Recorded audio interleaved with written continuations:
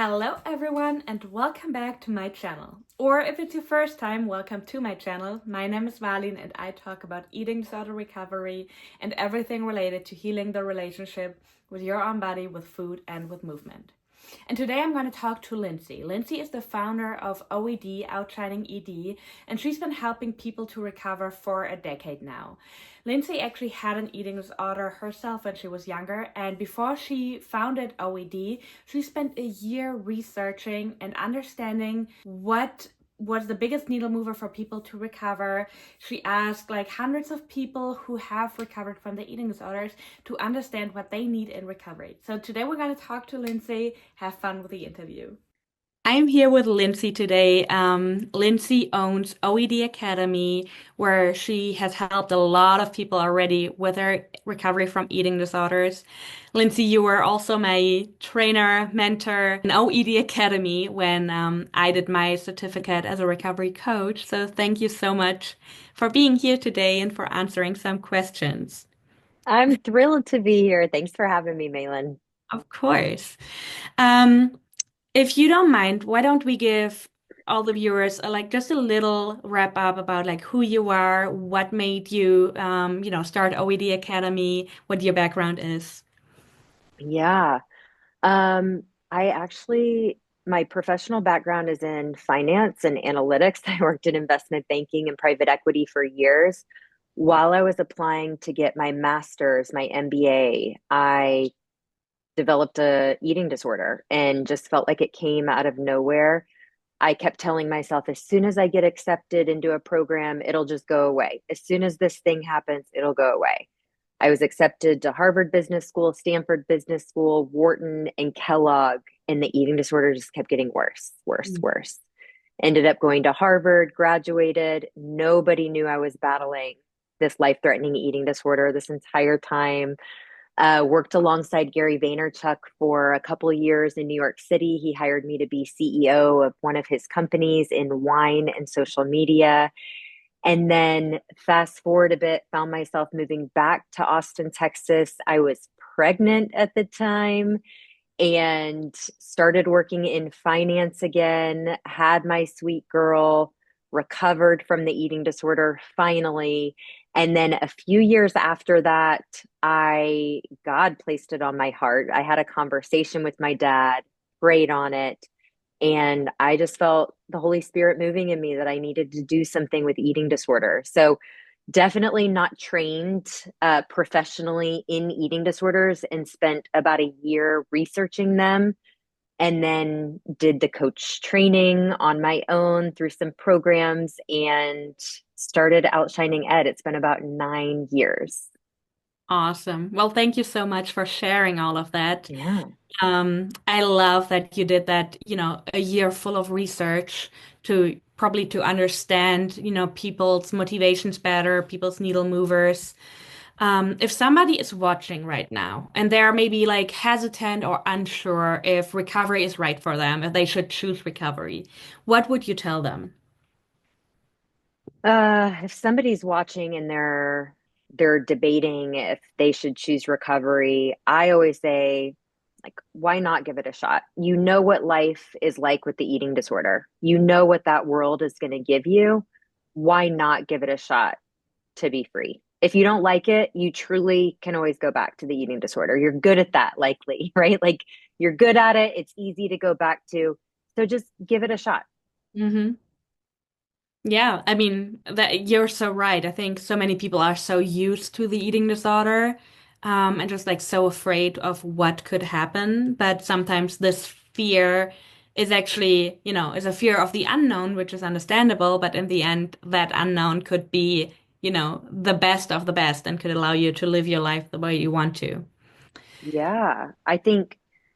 Like, look, the eating disorder is safe, it's familiar, it's comfort, but there's a level of repetition to life with the eating disorder where it's so familiar, so repetitive, so predictable.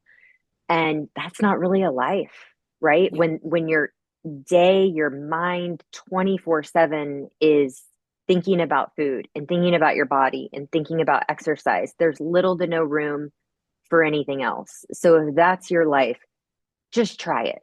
just try and see, like you said, Malin, what the unfamiliar is like.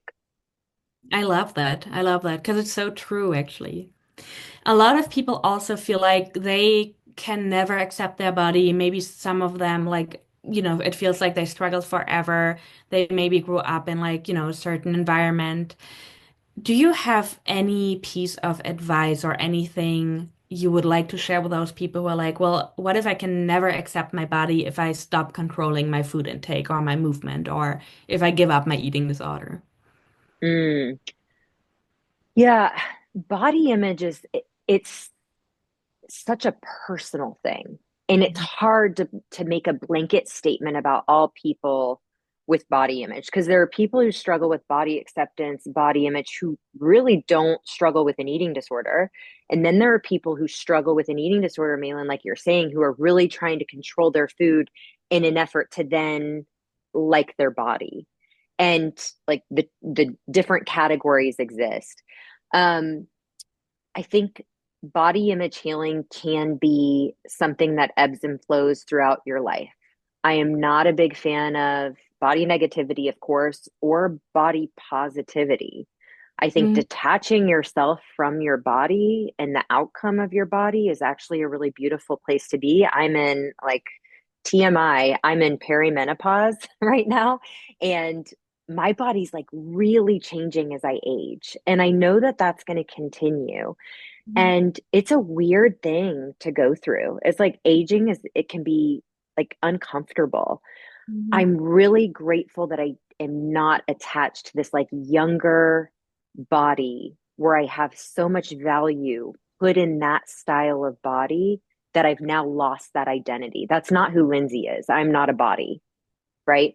So my only advice there is like work at your body image. Find somebody who's an expert in body image. Certainly work at the eating disorder. Like body image isn't going to heal without also working at the eating disorder. But put in the work because you get this one body in your life. And like what a beautiful thing it is to be at peace and accept that body for your entire life. absolutely. That is so beautiful. Um, if you don't mind sharing, was there something where you would say that was my needle mover in recovery? That was something where I could finally break free from these years and years of having an eating disorder? Yeah. It was honestly trying a fairly radical approach than traditional treatment. Mhm. Um, for years, going to therapy, I mean, every single therapist asked if I was depressed. And I almost started to believe, like, am I answering incorrectly? Because I don't think I'm depressed, but maybe I'm like, am I getting a B minus? I'm not sure. Um, so I really started to question myself and start to lose trust in myself. But it turns out like I wasn't depressed. It really was about the habitual process of the eating disorder. For me, it was anorexia and bulimia. So once I started to pursue an alternative approach, for me, that involved yoga and spirituality, but also with the help of a mentor, which is essentially a coach. Now, this coach wasn't an expert in eating disorders, but was an expert in listening and guiding and believing that I had the answers within, and also encouraged me to reach out to the one God, right? That can offer the best guidance.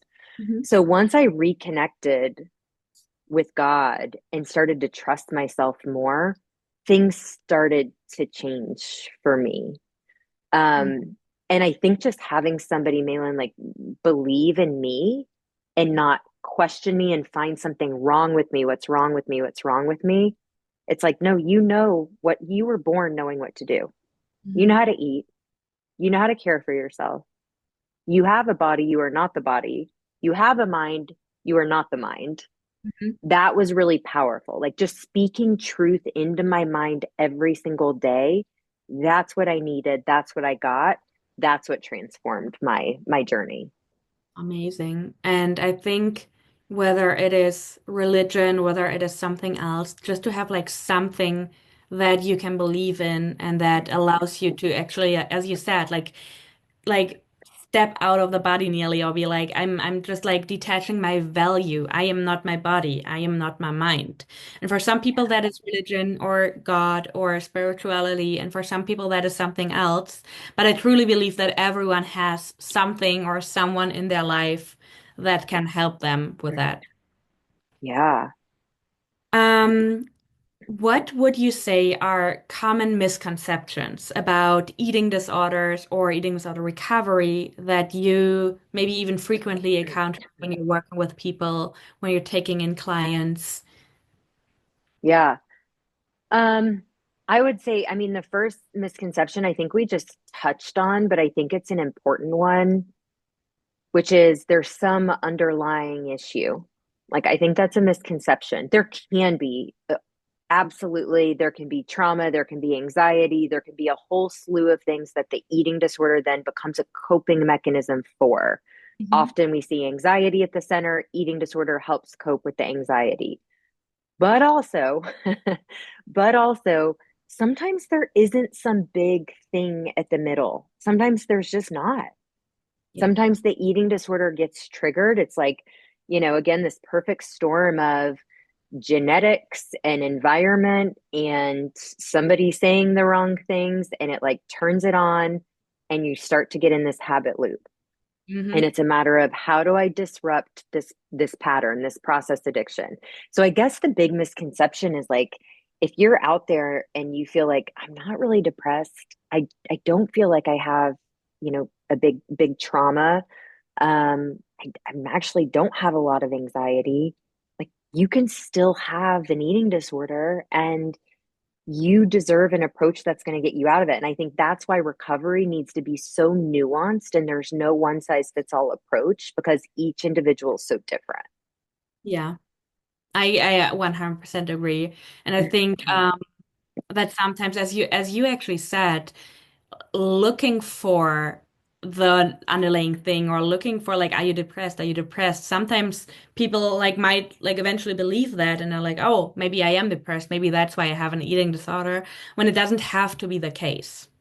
Right. Well, and then we get lost in that because it's like, okay, well, we found out why I have the eating disorder, but then what? Right? So I Mhm. think with coaching it's so beautiful because it's like, okay, here's where you are now. Here's where you want to go. How do we create a bridge to get you there? Like, how do we co-create an action plan? That's what was missing from my recovery and what was offered to me by a mentor. It's like, what are the steps? How do you actually go to eat 3 meals a day and snacks every day? Like, how do I do that from the place of deficit that I was in? I needed somebody to help with the how, right? Mhm. Yeah, 100%. Okay, I got one last question for you. Sure. There is like definitely no right or wrong answer to that question, just for like all the viewers. But I would like to know what you think about intuitive eating, or what intuitive eating means to you, because I feel like there's like so many different opinions about it. I love what thoughtful questions, Malin. I really like all of these. And I'm now all these misconceptions about recovery are coming back to me. I'm like, let's go back to that. Okay. Intuitive eating. I don't like the term intuitive eating. I call it smart eating in my program. I think, um, look, the reality is in recovery or people who are struggling with eating disorders, you don't have access to your hunger cues. Like, there's not a lot of intuition going on. Smart eating or mechanical eating can aid you to get to a place where eating becomes easy and effortless. Ultimately, what I want for everybody to experience is to get to a place where eating becomes second nature and it's easy and it's effortless. That being said, there are times where like my intuition might say, I'm not hungry. For example, right before this call, I am not hungry before this call, not hungry. I have two more calls after this, and then I've got to go pick up my kids. Not hungry before this call, but the smart thing to do is to eat, right? Because I'm not going to be able to eat for another 3 hours.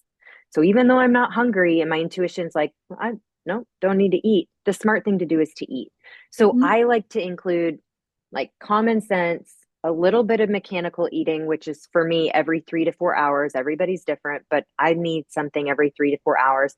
And then some intuition, right? Which is like, I'm full, I'm good now, the hunger cues are working. it's time to stop eating. If somebody's hunger cues aren't working and they don't have that signal that it's time to stop eating, they need support with that. They need support. And for somebody to throw out, like, just listen to when you're full, I think that can be problematic and challenging.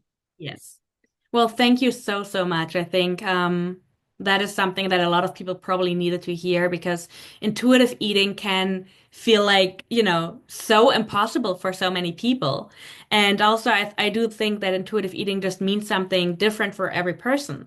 So, thank you so much. So, if somebody is watching right now and they want to learn more about Outshining Ed, they want to learn more about your work, about working with you, can they find you? Yeah. What is your Yeah. I'm sure you'll put the links in the notes to the different Instagram, TikTok, YouTube. At Outshining Ed, I basically have two programs. One is OED Food Peace, which is our 16-week program working with a coach to get from disordered eating or eating disorder to food freedom. And then my coaching team delivers that program to clients. And then where I'm spending my time these days and where I get so excited and where I know Malin from is OED Academy. And this is the program that I coach and train aspiring and prospective coaches to start their own businesses, their own coaching practices, and really grow and scale. And most importantly, help people with eating disorders find freedom. And that's also on the same Instagram page and website. So it's outshininged.com. awesome? As you said before, I will put all of that in the description so that people can find you. Thank you so much for taking the time for this interview. Thank you so much for sharing all those insights. I'm pretty sure there's going to be a lot of people who watch this and who maybe like just needed to hear this to, get started with their recovery or to not lose faith. So thank you so much, Lindsay. Thank you, Malin. Thank you so much for watching the interview, guys. As always, let me know in the comments if you have any other questions, if you need a little bit more support from me as a coach, or if you have other topics that you would like me to cover in the podcast or on YouTube. And I will see you in the next one.